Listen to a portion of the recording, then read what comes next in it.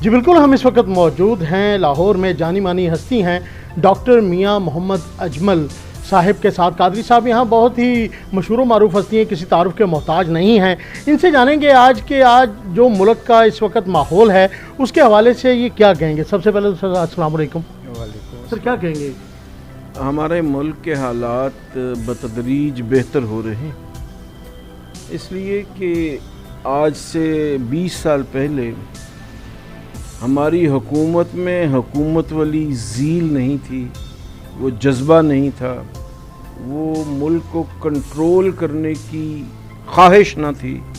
بلکہ ڈنگ ٹپاؤ اور وقت گزارو ماحول تھا۔ اور ہم یہ سمجھتے ہیں کہ مئی میں پاک بھارت جو ٹکراؤ ہوا ہے اس میں جو ہمارا فیصلہ تھا وہ بہت عمدہ انداز پر مبنی تھا، اور آپ کو یاد ہوگا کہ ایران کی حکومت نے پاکستان پر 6 راکٹ برسائے تھے، جواب میں پاکستان نے 210 راکٹ برسائے، تو اس کے نتیجے میں ایران کی حکومت بھی ٹھیک ہو گئی اور پاکستان اور ایران کے سرحدی معاملات اور تجارت بھی ٹھیک ہو گئی۔ اسی طرح بھارت کو بھی ہم نے سخت جواب دیا، اور حالیہ پاک افغان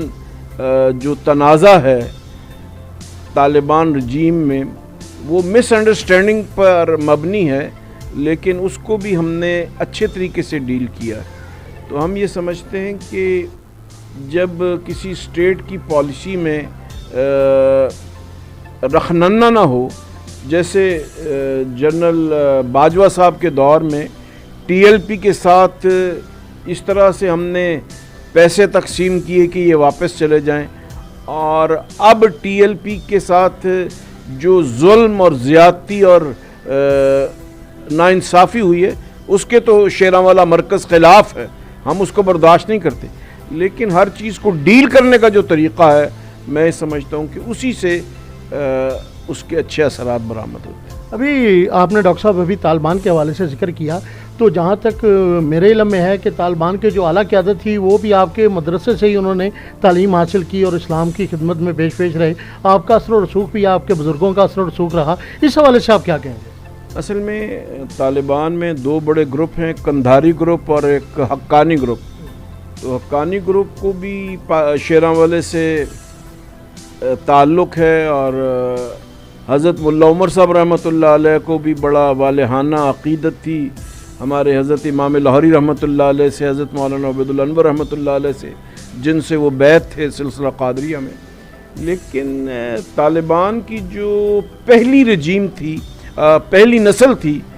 اس کا انداز اور تھا، ان کی تربیت اور تھی، اور جو موجودہ طالبان کی نسل ہے ان کا سوچ کا انداز ذرا اپنے پیشروں سے بالکل مختلف۔ جی اچھا سر، گزارش یہ کہ آخر میں یہ بھی جاننا چاہوں گا کہ جتنے بھی ہمارے دینی علماء ہیں اور یہ تنظیمیں وغیرہ جو ان سے احتجاج وغیرہ کرتی ہیں، آپ اپنے اس پلیٹ فارم سے ان کو کیا پیغام دینا چاہیں گے ملکی سلامتی کے حوالے سے؟ ہر کسی کو احتجاج کا حق ہے، لیکن طرز احتجاج پر